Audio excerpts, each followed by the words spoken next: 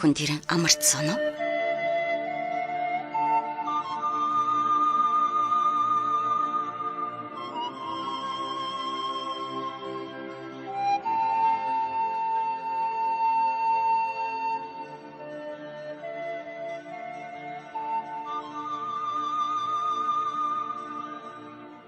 Таны богино амралтанд зориулж утга уран зохиолын яруу ихшгээр аялуулъя. Та унших хэрэггүй, зүгээр л сонсоорой. Цай уух зур радио нэвтрүүлэг. Сайн байцгаана уу эрхэм хүндэт сонсогчдоо, та бүхэндээ өдрийн мэндийг хүргэе. Их Монгол радио сонсогч та бүхэндээ даваа лавг баасан гараг бүрийн их үдийн 14 цагаас цай уух зур утга уран зохиолын цаг нэвтрүүлгээ өргөн барьдаг байгаа. Бид энэхүү нэвтрүүлгээр зохиолч Сэрчин Овогтой үүр цайхын их хүн бодит амьдралаас сэтгүүлсэн хайрын туучийг цовруулаар хүргэж байгаа. Мөн албан ёсны зөвшөөрөлтөөр та бүхэнтэйгээ уулзч байгаа илээ. Ингээд зохиолынхоо үргэлжлэлийг та бүхэн яг одоо шууд эфирээс хүлээн аван сонсноо.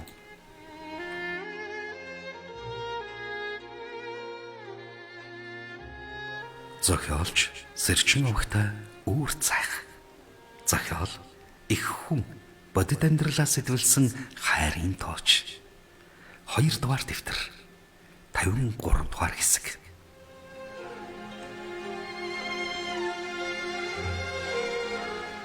Багим үзүүд охиныг өвөр дээрээ эрхлүүлэн наас цааш хөдлөж байтал хэсэг годгонож байснаа унтаад өглөө. Домчир ном дүнгнүүлэн уншиж байснаа завсарлаад цайцуулцголоо. Бараг 2-3 цаг уншсан бололтоо орж ирэхдээ идэж уусан цай хоолн шингээд сурггүй одож гидсэн хонголцоход гайхсан тэрээр.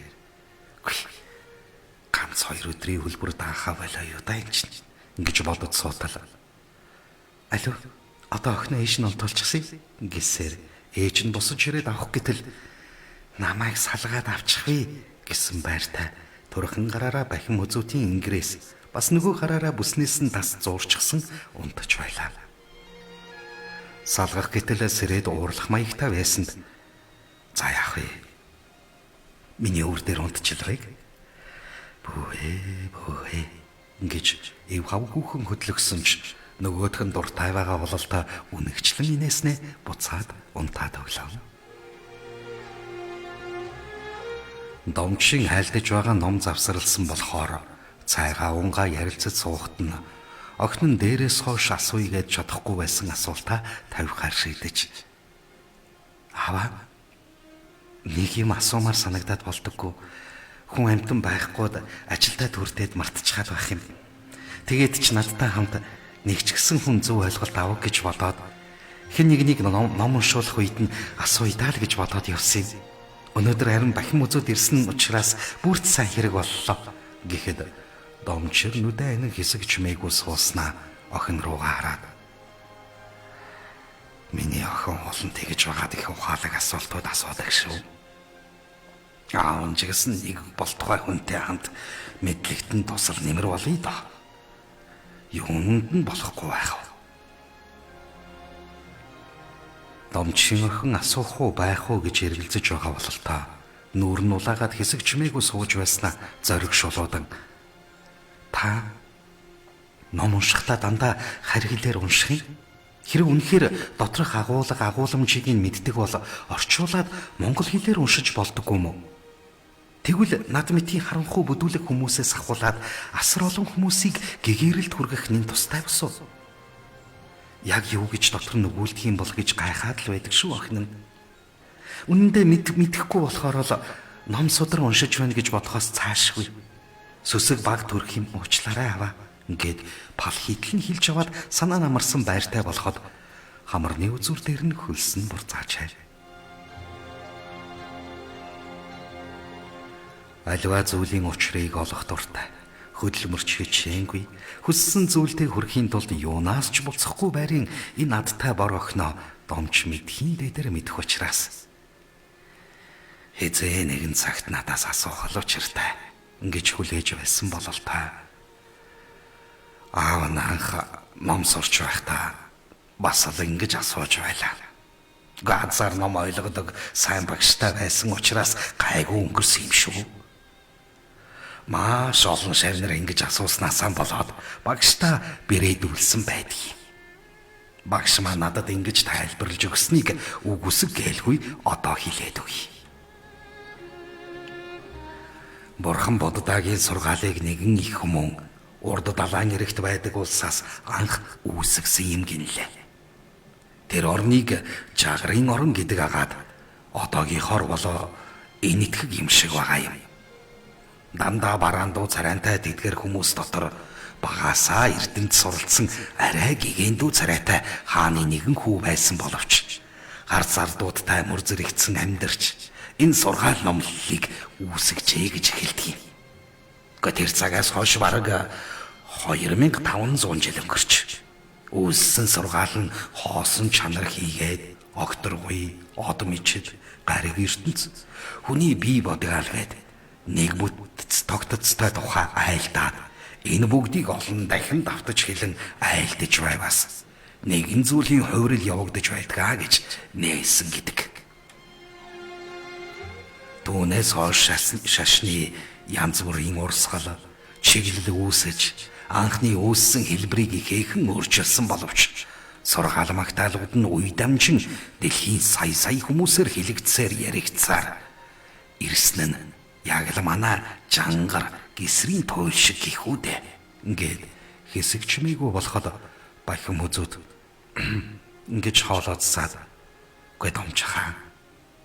Гисэр тууж манай эртний өмнөх 300 жилээс эхэлсэн болоо. Жангар манай эртний 15 дугаар зуунд үүссэн гэж бодохоор Буддийн сургаал нин эртний байх тийм үү? Яг зөв тийм.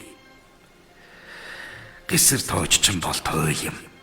Өөрөөр хэлбэл 120 гаруй бүлэгтэй, сая гаруй мөршүүлэг, 20 орчим сая үгтэй гэж бодохоор ямар хэмжээний нүсэр зүйл болох нь илт.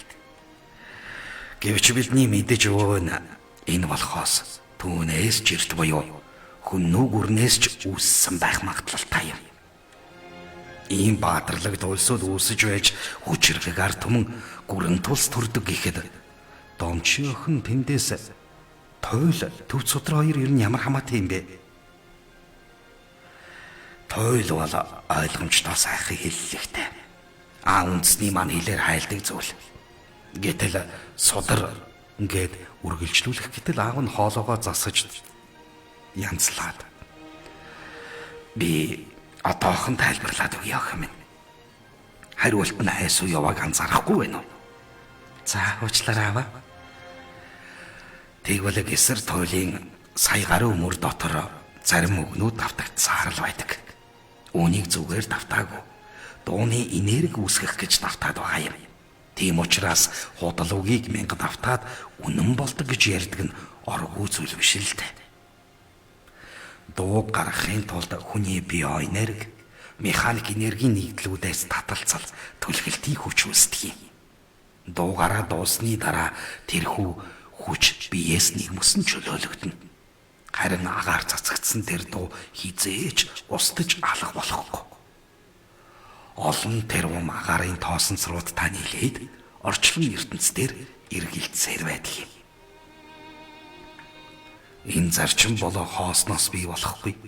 Хоосон чанар гэж яг үнэндээ орчлон ертөнцийн ажиглагдахгүй байгаа тоосонцроос ч олон сая дахин бага эдисийг сэрээж өдөөж хуримтлуулан хурааж байгалийн үзэгдэл гэж тайлбарлагдана. Энэ үед Домчийн охины толгой нэргэж "Гэ хава тэгэхээр миний асуулт бүр шал өөр зүйл болоод хувирчлаа." Энэ удаа аав нь жоохон уцаарлаж "Гэ чи хүний яриаг үзэд сонсоод сур. Хэдхэн үг сонсчоод хариултаа авах гээд байдаг чинь ямар учиртай юм" гэж зэмлэнгүү харахад охин нь дуугүй болчихлоо. Бахим хүзүүд ч гэсэн юм хэлсэнгүү суухагаад жаахан мамуу үр дээр намтаж байгаа хэдий ч баг зэрэг ганхан хөдөлж бүүе гэж амандаа давтсаар л.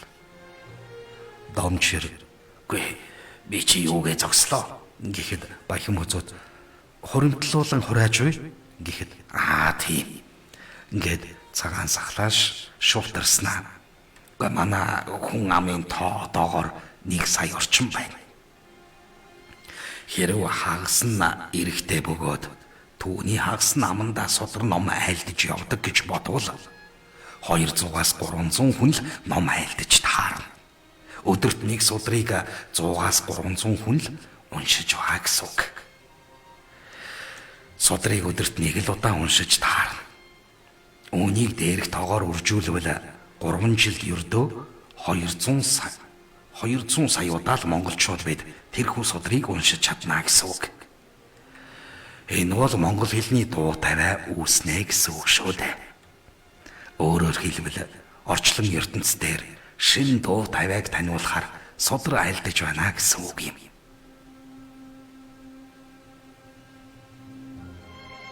Тэгвэл төвд болоод энэ нэтгэх хил дээр үүссэн тэрхүү судар өдийг хүртэл эрэхтэй дор хаяж 2000 жил уншигдсан айлдагдаж жилбэр хэдэн 100 сая хүмүүсээр өргөцсаар ирсэн байна. Ингэж уншигдсан судар номын дууны хүч орчлон ертөнцөөр дүүрэн тархаж хаасайгүй дуудагдан итгэвчих боломж хэдэн тэрбум дахин өндөр магадлалтай. Гэхдээ өөрөөр хэлбэл дууны хүч нь хэд өндөрөө гэсэн үг л дээ. Ийм учраас л үүссэн хэлээр нь хайлтаад байгаа юм. Үүнийг хожим шинжлэх ухаанчаар тайлбарлах хүн төрхөө байлгүй дээ охин минь. Ингэсээр судраа аваад дүнгнүүлэн уншиж эхэллээ.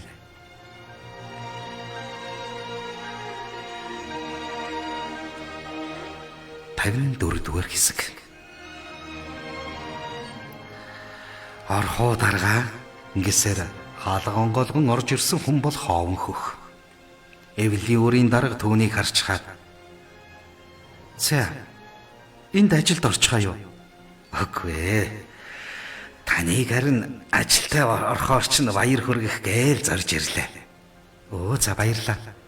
Надад баяр хүргэж явснаас нөгөө үлдсэн хэдэн малынхаа өрийг аргалахаар энэ тэнд хүн амьтанд тус болчихоод үннээ хэлж хэд гурваар цуглуулсан нь арай дээр биш үү?"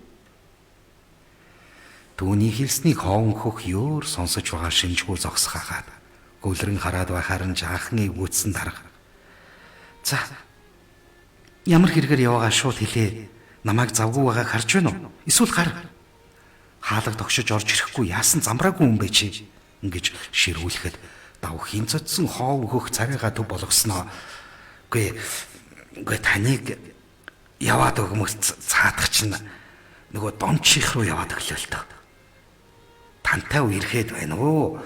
Харин чи хуучин бэртээ үерхэд байгаа юм уу?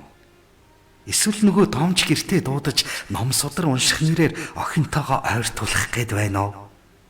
Учир нь ерөөсөө л олдохгүй юм. Ингэхэд дарахын царай хувсхийн.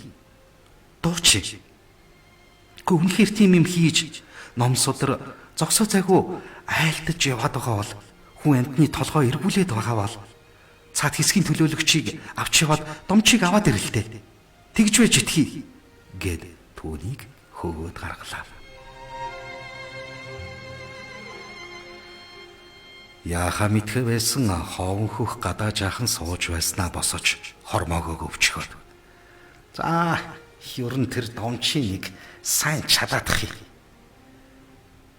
Энэ түүний ер нь номтоо гэж юу байдгийг. Хар хилээр баахан төв хилээд ёстой хил ам нь мэддэхгүй. Гүй тайлэг дуулж ард олны толгойг нэг сайхан эргүүлж байгаа бах. Тэгт би ч гэсэн төв үсэг сураад уншвал уншин шүү дээ" гэж бодсоор яваад хэсгийн төлөөлөгчийн үүдийг тогшин ороход ширээний ард хин нэгний битсэн матаас бичгийг уншаад сууж буу саяхан солигдож аймгаас шинээр томилогдсон ирсэн өндөр горцгор төлөөлөгч. "За, хаанаас яваа вэ?" "Гүй та чинь харагт байгаагүй л үү?" Ингэсээр угтахад өлсгийн харвал хуйгуудын цагийг бүртгэхээр эрэхтэй хоригдлуудыг нэг бүрчлэн шалгаад явдаг хүйтэн царайтай мөрдөгч зогсож байх нь тэрэ. Түүний ард нуруу руу хүүт дан жаахан ээрч муран байж "Би аль хэдийн соллогдсон. Намайг хилмигдүүлсэн гэж манай найз нотлоод одоо нам засагтай асуудалгүй болсон дарга. Ингэж хэлхийг нь сонссон төлөөлөгч түүнийг хүйд даасан харцаар удаан ширтэж байснаа. За. За тэгээд ирсэн зорилгоо хэлээч. Тхийн хаан ямар эсэргүүний ажил хийгээд яваад байна? Матаас хэлэх гэж байна уу? Ингэх нь хүмүүсийн юу хийж нэгнийхээ бүксийг ухахаар энэ газраар эргэлддгийг нэвч шулт мэддэг нэгэн гэлтэй. Хоовн хөх манай найз намайг соллуулсан гэж хэлэхдээ өнгөрснөө гинэт бодон хэлэх үү байх уу гэж эргэлдсэн ч нэгэнд өөр хэлэх зүйлгүй учраас төрс хэрэг ингэж болоод тэр намайг соллуулсан найз маань нам төрд тэрслээд нэг домж гих луурчинтай нийлээд шар хуулзын ном уншуулаад салахгүй байна л да. Гэхдээ хэдийгээр намайг аварсан ч гэлээ би ийм явдалтай эвлэрч чадахгүй учраас хэлэхгүй юм бол болохгүй гэж бодоод эвлэлийн үрийн даргад мэдээлсэн чинь таныг аваад очиод бариад иргэх хэмээн хэлээд халуур гэсэн нүрээр нь зогсолтгүй урсах хөлсөө ханцуугаараа арчлаа.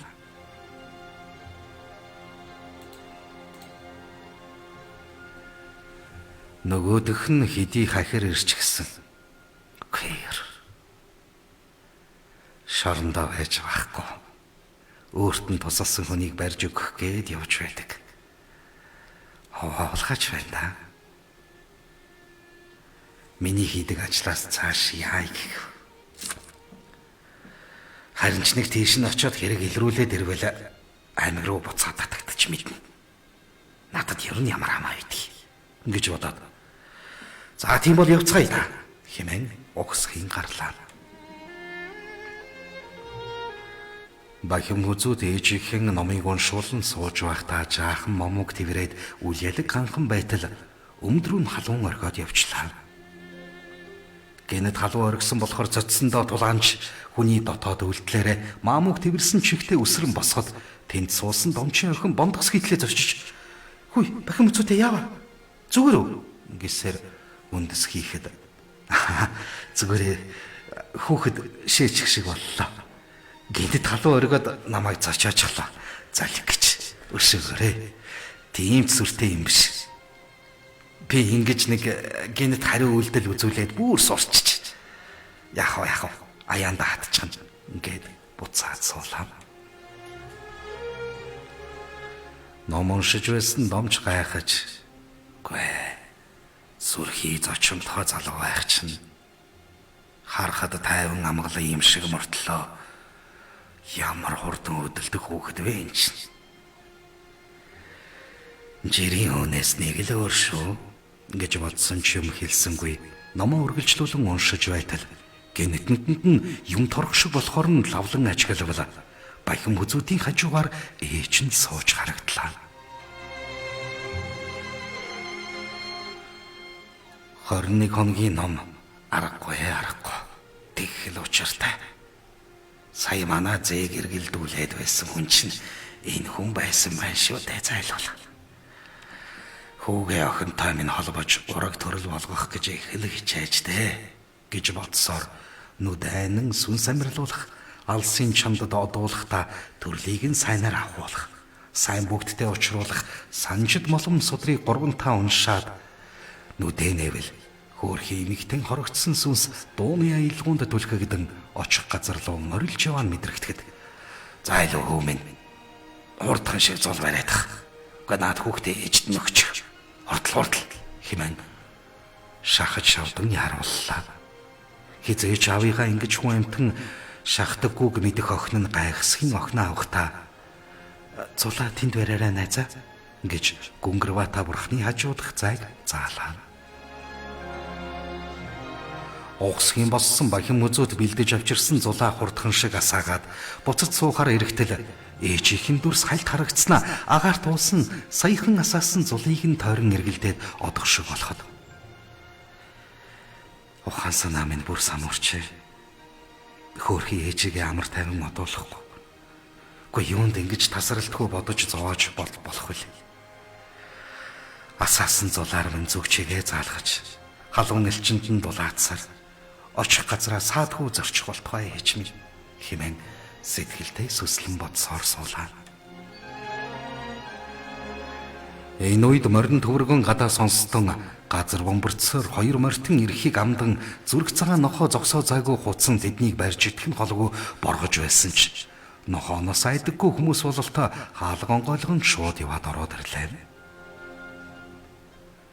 Домчир зулын хажуудаа содор номоо дэлгээд дүнгэнтэл номоо уншин 9 тон суугаагаад харин баян хүзүүд орж ирсэн хэсгийн төлөөлөгчийн хувцастай хүн хоовн хөх хоёрыг хараад бяцхан эвгүрхэж байхад нь охин нь хүүхдээ хөхүүлэн орон дээрээ чимээгүй суухаж хайв.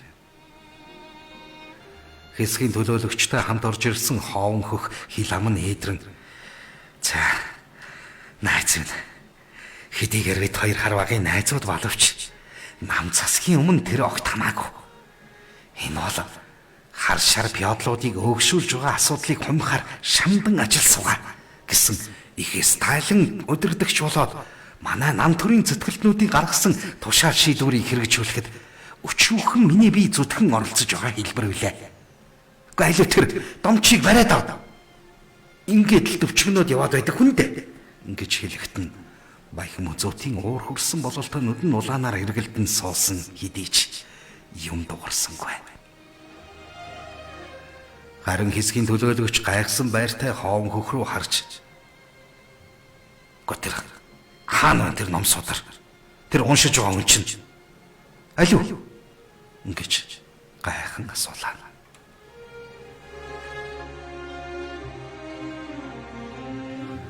Үргэлжлэл бий.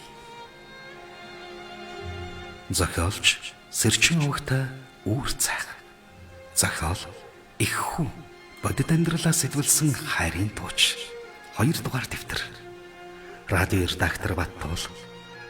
Компьютер графикч Цэнтава. Өгүүлэгч Хос 2. Их Монгол радио 2021 он.